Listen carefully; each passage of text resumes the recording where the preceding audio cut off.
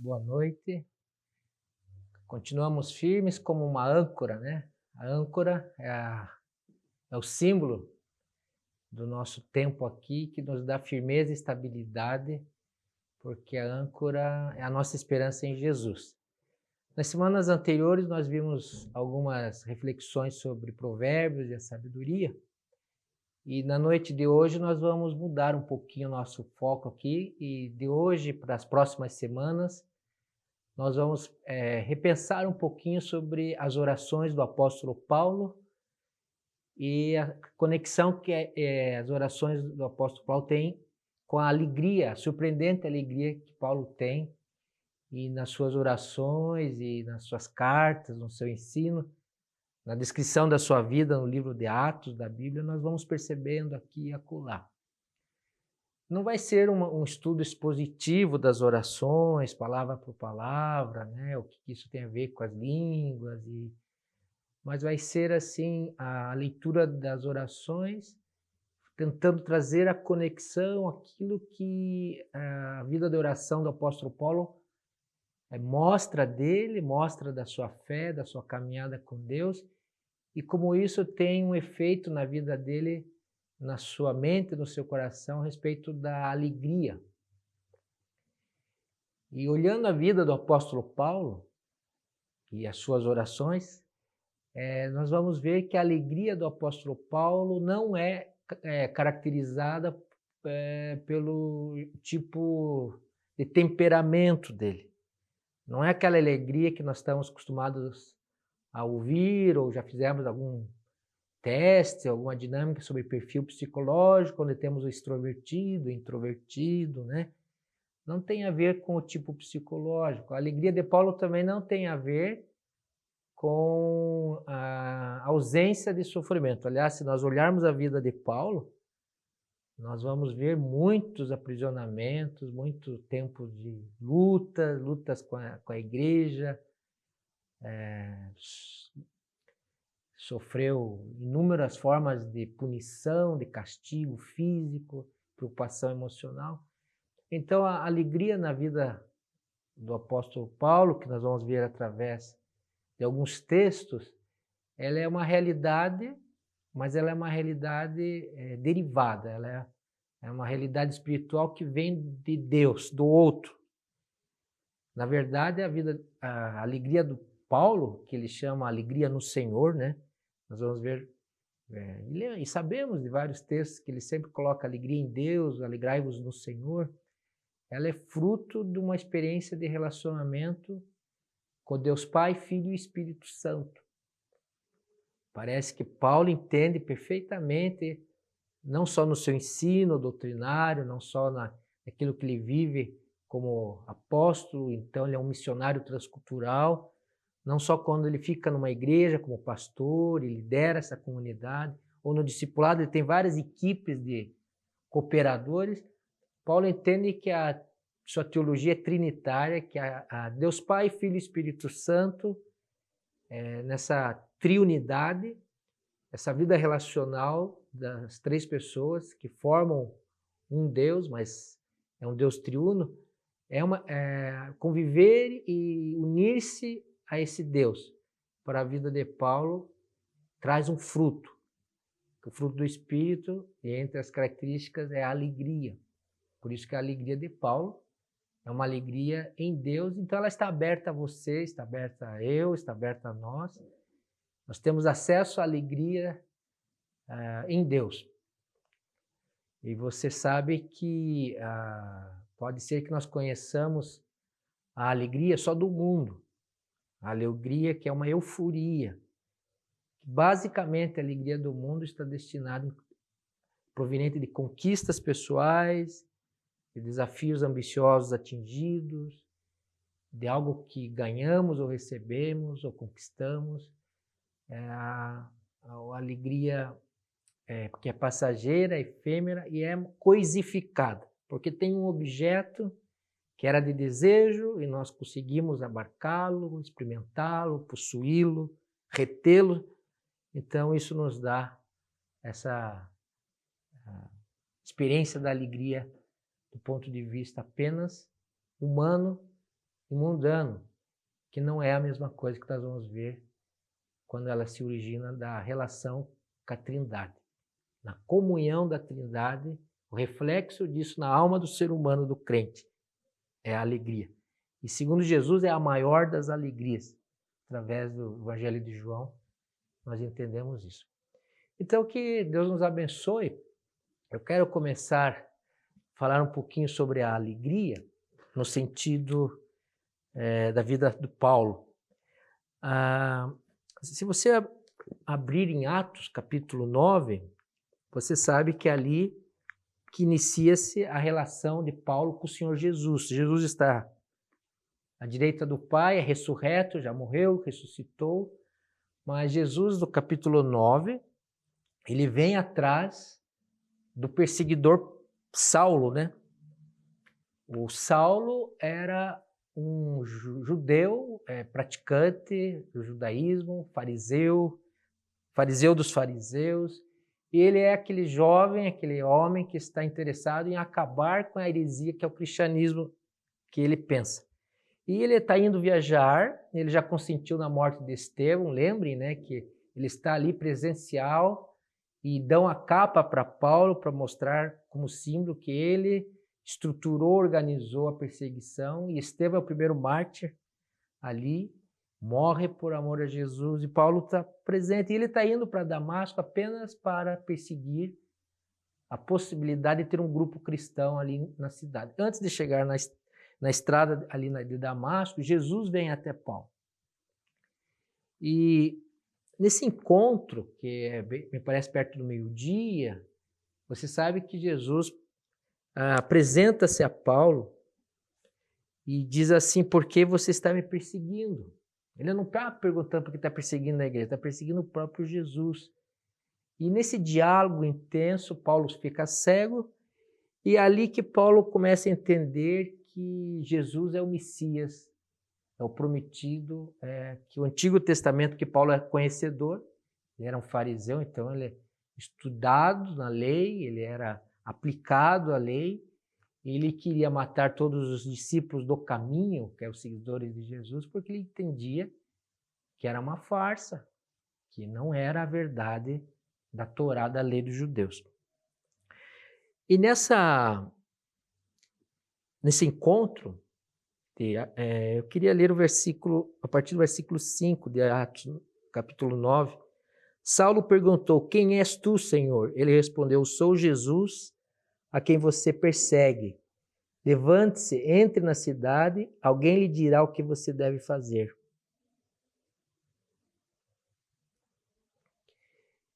E esse alguém é Ananias. Então, nesse encontro de Paulo com Jesus, a vida de Paulo, então, há um encontro e há uma mudança de direção. É importante você entender que Paulo vai entrar num processo onde tudo aquilo que ele entendia de oração, de fé em Deus, de encontro com Deus, de doutrina, tudo aquilo que ele estudou, agora vai ter um aprofundamento, porque quando Jesus vem até Paulo e diz que ele vai ser um vaso, vai ser uma pessoa que Jesus vai usar para pregar o evangelho a todas as nações, para Paulo, ele não joga fora toda a bagagem escriturística que ele tem, e especificamente eu quero chamar a atenção que Paulo orava antes de encontrar-se com Jesus. Ele orava segundo a ótica do que ele aprendeu na sinagoga e no judaísmo. Lembre que ele era um mestre do Gamaliel, que era o mestre dos mestres do judaísmo da época. Então Paulo era uma pessoa estudada, religiosa e orava.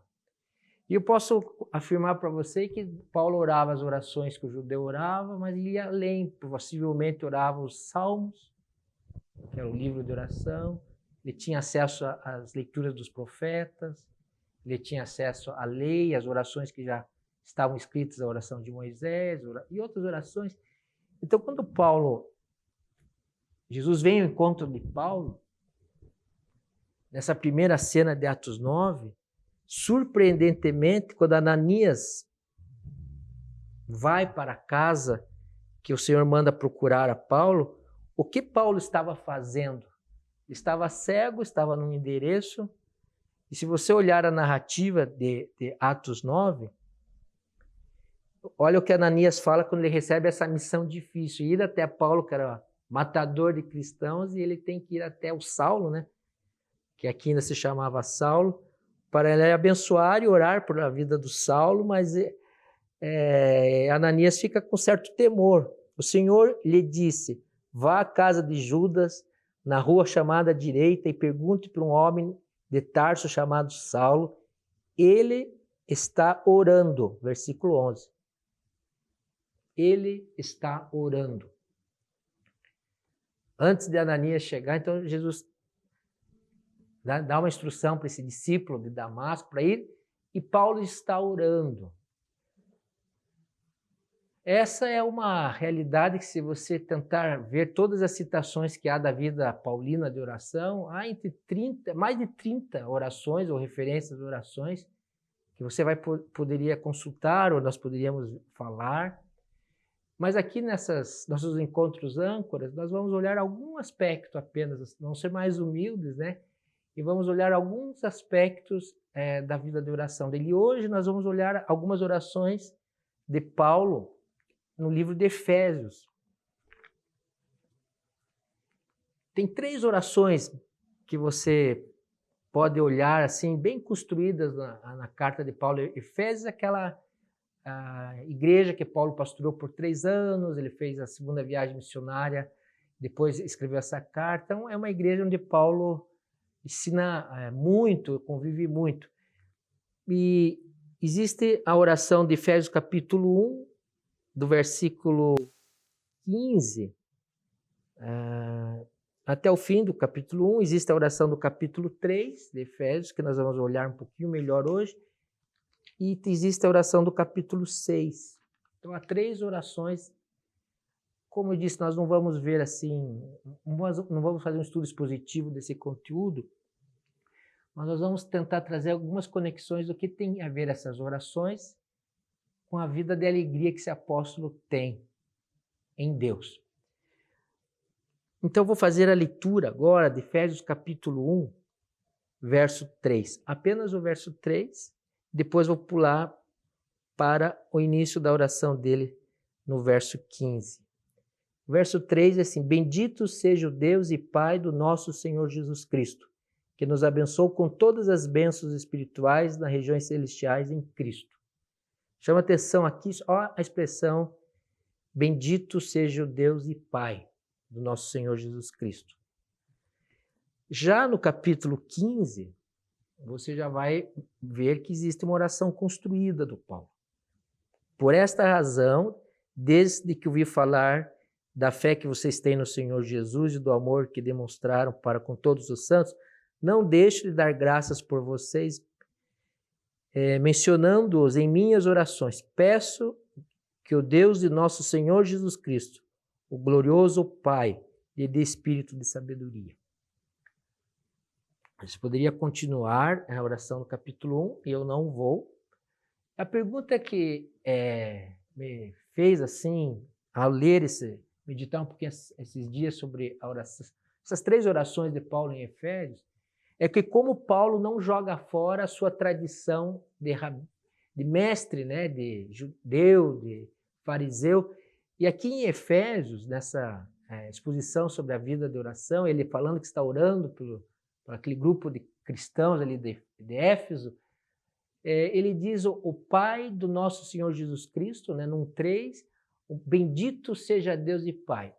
Essa expressão, bendito seja Deus e Pai, é uma expressão do Antigo Testamento. Você vai ver várias situações de que essa expressão ela é usada, sim, ricamente na tradição dos hebreus, né, do povo dele. Bendito seja o Senhor, Noé fala isso quando ele está atravessando a questão do dilúvio. Bendito seja o Senhor, o servo de Abraão fala quando ele vai buscar uma esposa para Isaac a serviço de Abraão. Ele diz, bendito seja o Senhor. Um Deus que abençoa, né? A palavra bendito quer dizer Deus, bendito Deus que nos abençoa, né? Que gosta de abençoar a sua vida, a minha vida. Zacarias, pai de João Batista, também usa na sua oração, Lucas 1,68, bendito seja o Senhor, ele está antevendo que seu filho, João Batista, vai ser um profeta e que o Messias irá nascer. Paulo faz isso, bendito o Deus e Pai do nosso Senhor Jesus Cristo, em Efésios 1,3, e faz em 2 Coríntios 1,3,4, bendito seja o Senhor, Pai das misericórdias. Essa primeira parada, assim, nessa questão da ligação da oração, a vida de oração de Paulo com alegria, que Paulo já entende pela linguagem que ele conhece da oração que vem dos Salmos, que nós temos um Deus que se alegra em abençoar. Bendito, um Deus abençoador. A palavra bênção é aquele Deus que doa a vida, Deus que doa o bem, Deus que gosta de dar presentes, né? Deus que gosta de dar dádivas. Então nós precisamos entender que a vida de oração de Paulo e a nossa tem raízes naquilo que os salmos trazem fartamente. A clareza de que temos um Deus que tem um caráter misericordioso, compassivo, generoso, perdoador ou clemente. Todas essas palavras que expressam a majestade, a grandeza, o Deus sublime que nós podemos admirar, podemos exaltar, podemos falar bem, podemos elogiar, bendizer. O louvor é a expressão da nossa alegria, porque Deus em si é alegre. Nós temos um Deus que é bendito, porque na vida da Trindade, Pai, Filho e Espírito Santo, se alegram na companhia mútua, se alegram em ser um Deus triuno, um Deus relacional, um mistério difícil, inclusive, de, usando a lógica, nós conseguimos expressar como é a vida divina, quem é Deus nessa triunidade. Bendito seja Deus não é só uma expressão que nós trazemos para Deus em gratidão, em louvor, ação de graças. Veja, que é a oração primeira de Efésios, que ele está dando graças a Deus por aqueles crentes que estavam na cidade de Éfeso, fruto do trabalho missionário de Paulo e sua equipe. Mas também traz o caráter de Deus, um Deus abençoador. Eu não sei como está você quando você pensa no Deus e Pai do nosso Senhor Jesus Cristo, mas esse Pai, Pai de Jesus, Pai das misericórdias, Pai nosso que estás nos céus, ele tem no seu coração um grande sorriso. Tem na face de Deus uma grande alegria de poder ouvir as nossas orações, acolhê-las, poder olhar para a nossa realidade, se compadecer, trazer para a sua criação o perdão, o resgate, a salvação. Então, é de Deus, é da essência da natureza divina, alegrar-se na comunhão entre o Pai, Filho e Espírito Santo e chamar o crente, o cristão pela fé, a participar da sua família divina, a participar da vida divina. Então, a doutrina da Trindade não é só uma doutrina seca, racional, uma lógica, algo construído pelos pais da igreja, pelos apóstolos, pelos mestres da igreja que vão ensinando para nós quem é Deus, escrevem para nós, mas ela abrange o ser humano no sentido que é um convite às festas, aos banquetes, é um convite à amizade e à comunhão com Deus triuno da nossa fé. Essa é a bênção do Pai, de Jesus Cristo, o nosso Pai. Chama você e eu para, venha para perto, venha se relacionar, venha para a amizade, para a comunhão divina, através de Jesus Cristo. Então as raízes dessa... Paulo estava orando, quando Ananias chega, a oração que Paulo estava fazendo, ele trazia as suas raízes da sua cultura hebraica, a sua cultura de orar os salmos, cultura de orar a Torá. Mas agora Paulo foi tocado por Jesus Cristo na estrada de Damasco.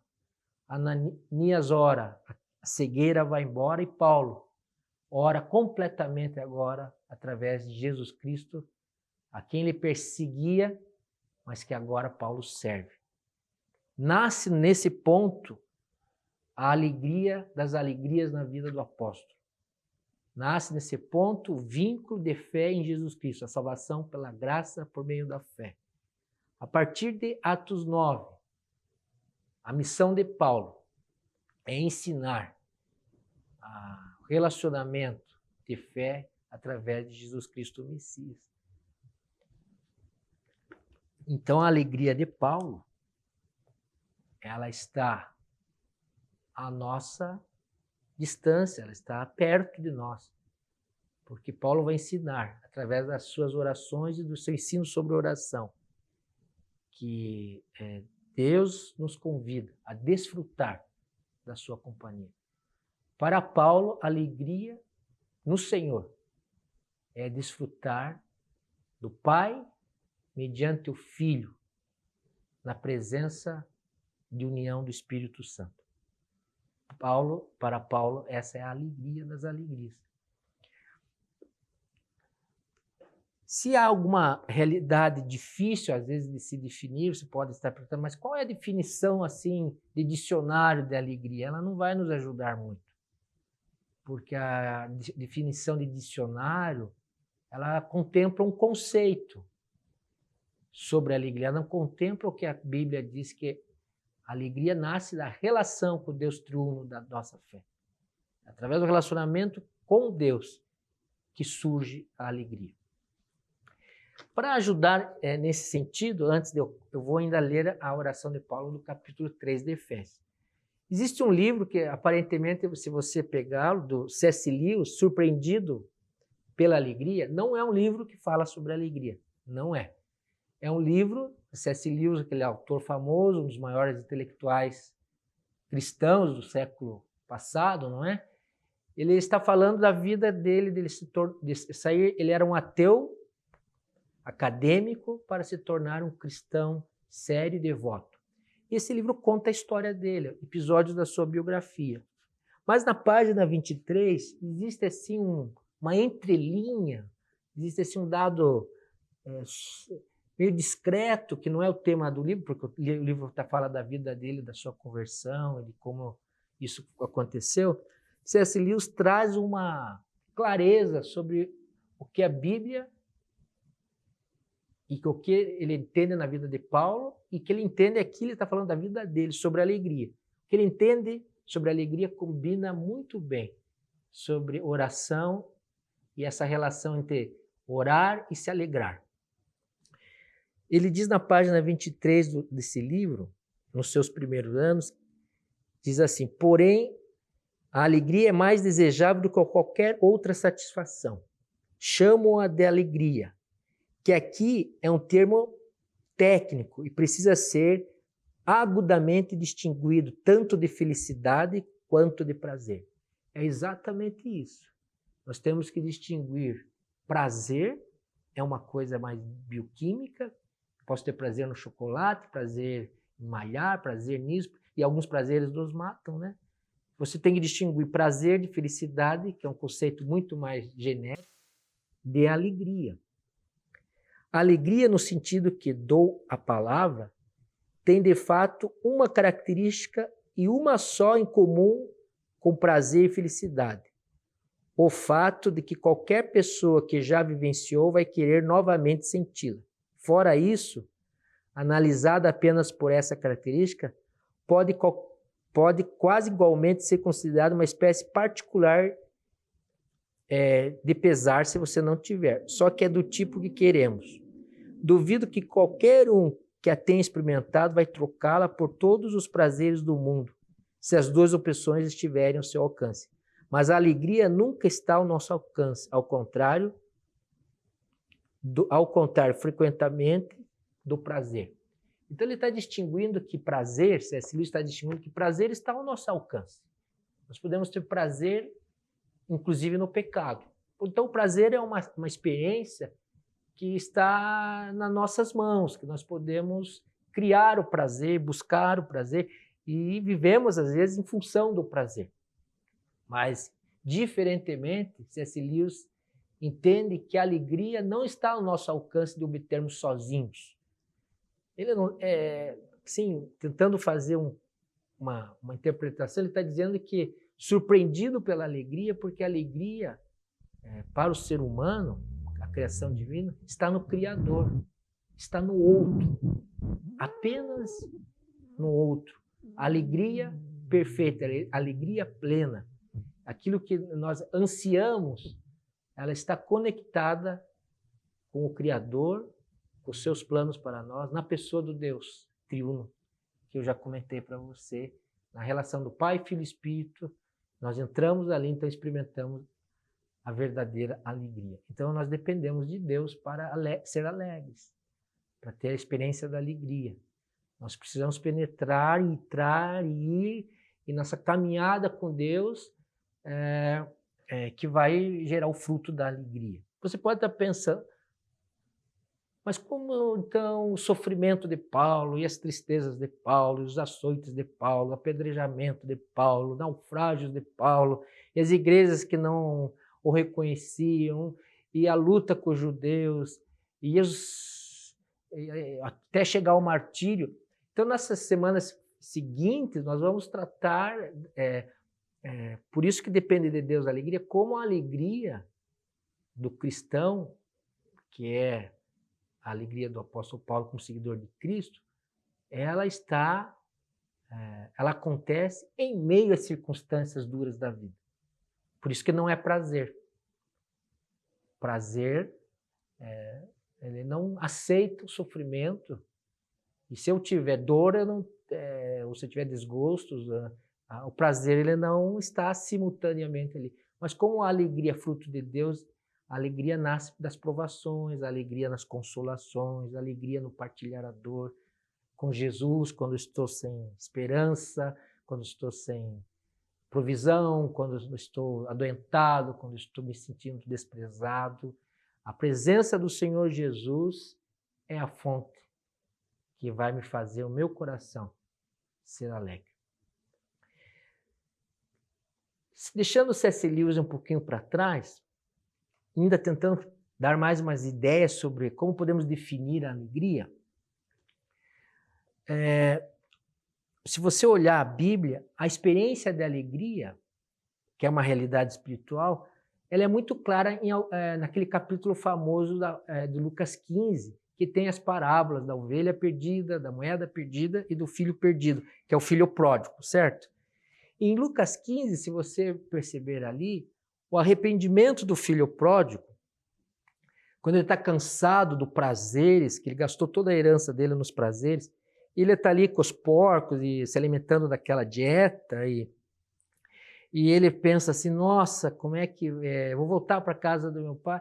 E quando ele volta para a casa do pai, e o pai o acolhe em perdão, ele experimenta o amor do pai ali, né? Tem as sandálias, o anel.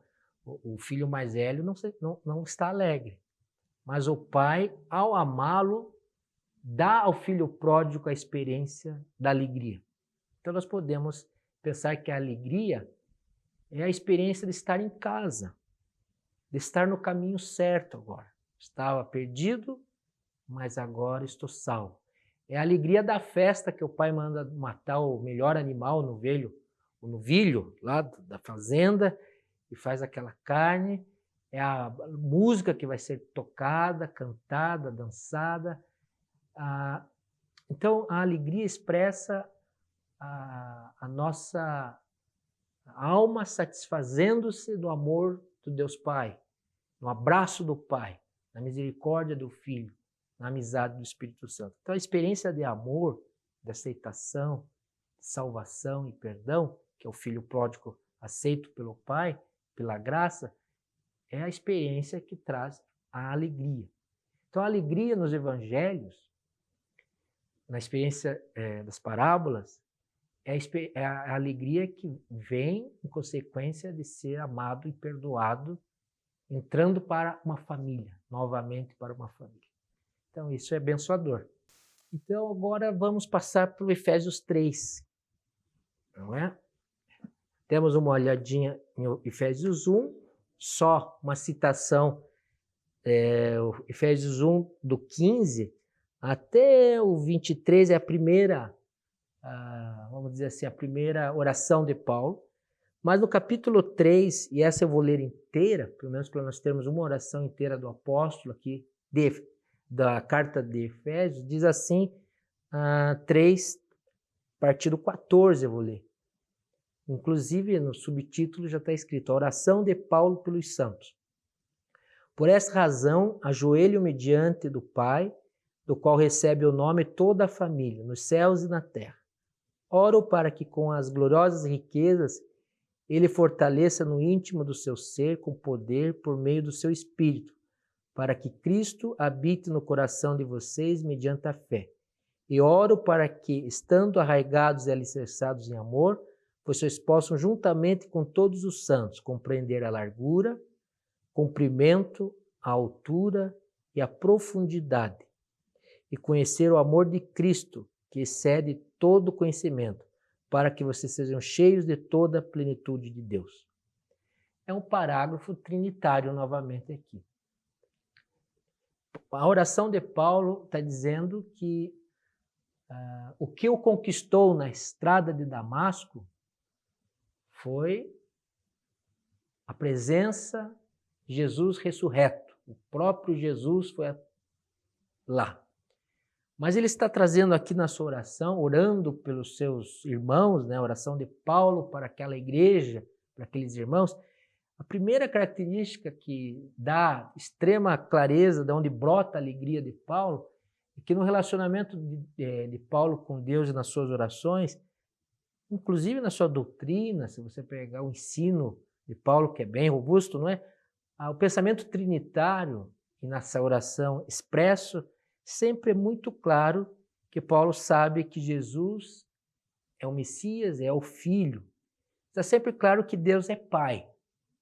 Pai do nosso Senhor Jesus Cristo. Aqui está dizendo, diante do Pai, do qual recebe o nome toda a família nos céus e na terra. Já falou em Efésios, no capítulo 1, né, que Deus é Pai, Pai das misericórdias. Ele disse que Ele é bendito e que o Espírito Santo era de sabedoria no capítulo 1. Aqui ele cita seu poder por meio do seu Espírito, que é um poder no Espírito de nos tornarmos filhos, de habitar no crente, de caminhar nessa vida que nós temos aqui na terra. A alegria de Paulo está muito bem fundamentada, está muito bem enraizada, como ele mesmo está dizendo no 17. Para que Cristo habite no coração de vocês mediante a fé. Oro para que estando, a palavra arraigados vem da agricultura, alicerçados, uma palavra mais que vem da parte de prédios, de arquitetura. Mas a palavra arraigados, alicerçados em amor, para que compreendam a largura, a altura, a profundidade desse amor. A experiência que Paulo está dizendo aqui é a experiência que ele teve na estrada de Damasco, que foi o novo nascimento, a conversão, o início da sua conversão, nesse processo que ele vai experimentando na caminhada com Deus. O amor, a largura, a profundidade, a altura. Em Romanos 8 ele diz que nada o separava do amor de Deus que está em Cristo Jesus, nem a morte, nem a vida, nem anjos. Você sabe, esse texto que ele faz uma lista enorme de possibilidades e ele diz nada, exatamente nada, pode me afastar, me separar. Nada rompe o amor de Deus triuno pelo pecador que se arrepende. Salvo por Deus, salvo por Jesus Cristo. E eu creio que realmente é esclarecedor nessa oração que Paulo quer que os irmãos daquela igreja, a qual ele criou, fundou, trabalhou, né, com seu Priscila, Áquila, depois deixa Timóteo. A vida de Paulo é muito dedicada a essa igreja, que ele quer que eles experimentem e compreendam. Não só compreender, mas experimentar a verdadeira alegria é baseada em estar dentro desse amor, banhado por esse amor, estar na companhia do Deus Pai, Filho e Espírito Santo, desfrutar, se alegrar é desfrutar, é admirar. Você pode estar dizendo, mas puxa, eu sempre pensei que a alegria, o poder do Espírito, né, a presença do Espírito, fruto do Espírito, parece que nós sempre associamos, talvez esse é um pensamento mais da atualidade, da nossa cultura do deleite, nós associamos que a nossa alegria está nas coisas. Você vai notar aqui que a alegria de Paulo não está baseada porque ele não é perseguido, ou que ele não tem problemas com as igrejas. A alegria de Paulo não está baseada que ele é feliz em tudo, que ele conquistou tudo. Ele não coisifica, ele não coloca em objetos, em coisas, em conquistas pessoais, em sucesso, em popularidade. Então, muitas vezes, a nossa ausência de alegria, que não é a tristeza necessariamente o oposto da alegria, a antítese da alegria, dessa alegria relacional, de pertencimento a Deus, de certeza de perdão, de ter esse poder no homem interior, como o filho pródigo experimentar o abraço amoroso do Pai, estar, dizer, eu sou amado, sim, mesmo que eu não tenha o que eu busco. Eu sou amado e Deus, o Espírito está aqui ao meu lado e posso partilhar minha dor, mesmo tendo um caso de doença na minha casa, mesmo tendo que lutar com aquelas pessoas que me perseguem, mesmo tendo que lutar com as minhas dúvidas. A alegria que nós, às vezes, questionamos, a antítese da alegria é o tédio. Uma pessoa que não se sente amada, não há segurança não há raiz da sua vida baseada em Deus, é uma pessoa entediada. O tédio é o pesar da vida, é a falta de coragem de eu viver a minha realidade. Eu procuro fugir daquilo que me está incomodando, eu procuro, na minha ansiedade, me desfazer do pedaço ruim da vida. Procuro rasgar um pedaço da vida e dizer, eu não quero viver. Então, ser entediado é o contrário de ser alegre no Senhor, que Paulo diz. Você sabe, uma expressão paulina, que nós vamos ver a semana que vem, não no livro de Efésios, mas em Filipenses, existe a expressão, né? Alegrai-vos no Senhor, outra vez digo alegrai-vos, ou regozijai-vos sempre no Senhor, outra vez digo regozijai-vos. Então a alegria no Senhor é por causa do Senhor Jesus.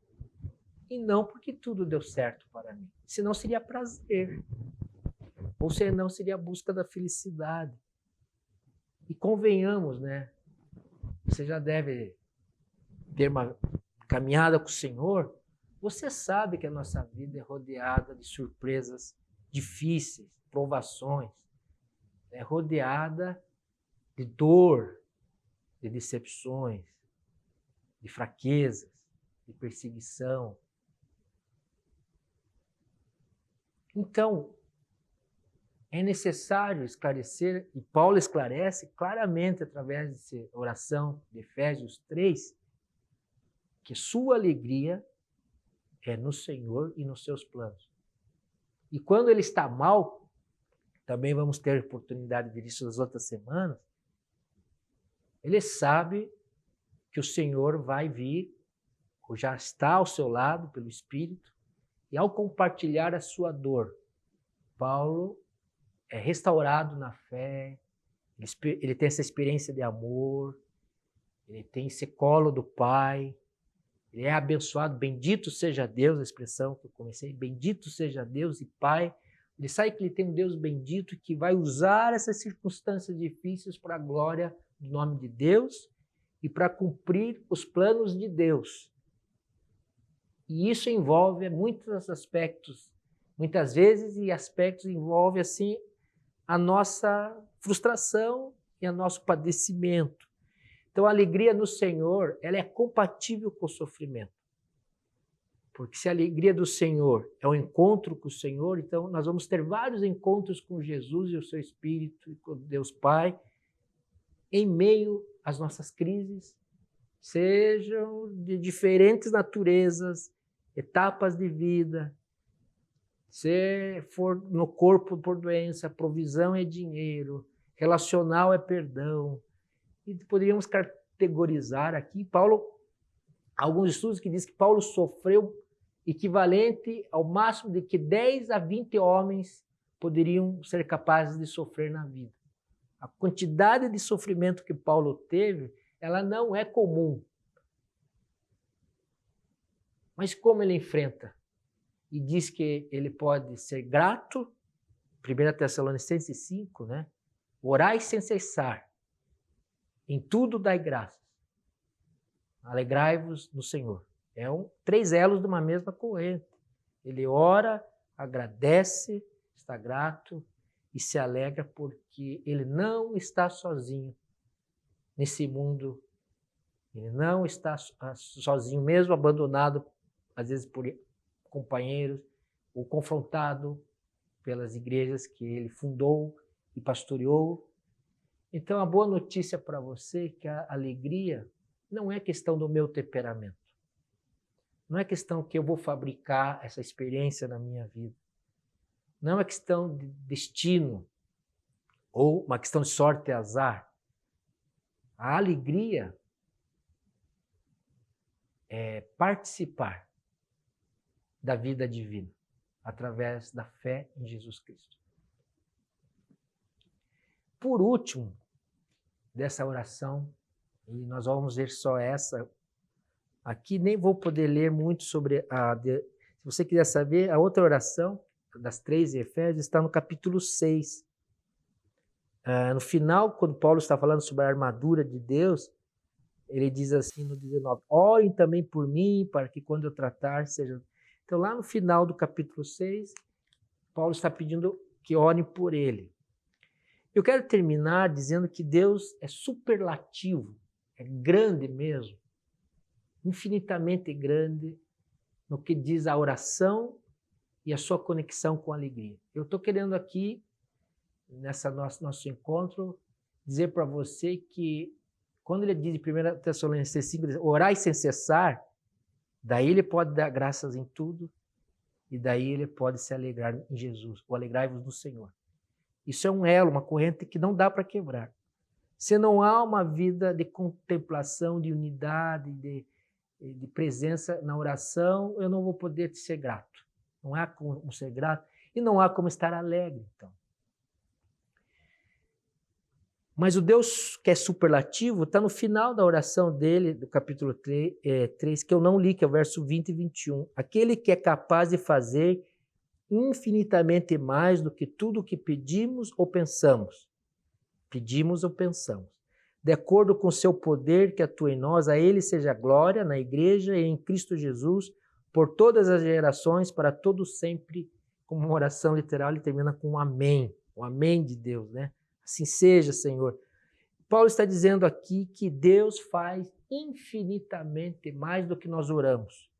Pedimos, pensamos, podia falar, sentimos, desejamos. De acordo com o seu poder, Deus vai além. Entenda isso, Deus vai muito além do que nós possamos imaginar, desejar, ansiar. Quando temos esse Deus a favor de nós, então nós cremos que é possível se alegrar nas tribulações, como estamos estudando em Tiago nos cultos. Tende por grande motivo quando passardes por várias tribulações, porque ela produz paciência, né, perseverança, deixando a gente perfeito, maduro. Eu posso me alegrar porque, apesar da dor, há maturidade. Apesar de alguma decepção, a companhia. Apesar da perda, a consolação. E eu estou livre para ser eu mesmo, porque a minha alegria vem dos céus. Ou do Espírito, então vem de dentro. Então você pergunta, mas a alegria vem de fora ou vem de dentro? Não, a alegria vem de Deus, que está dentro de nós, tanto dentro, pelo Espírito Santo que habita, como está fora, porque Deus é triuno. A alegria no Senhor está tanto dentro quanto fora. É a base da nossa alegria, é a caminhada com Jesus. não sei de você, mas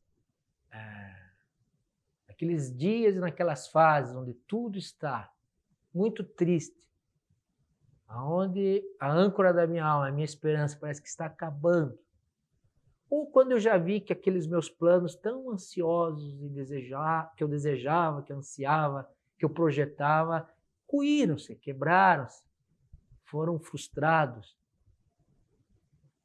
Então eu entendo que em Deus e na sua consolação, que é a experiência de amor no Espírito, na companhia, pela fé, mesmo não sendo tocado fisicamente, mesmo não podendo pegar concretamente, porque não é matéria, é espírito, mas na minha solitude, quando eu me calo, quando entro numa oração, quando algumas lágrimas podem rolar na sua face, há alguém que enxuga as minhas lágrimas. E essa dor partilhada, essa dor entregue a Jesus, vira consolação, vira um estado de alma onde a alegria do Senhor me fortalecerá. E é verdade, porque a Bíblia afirma isso.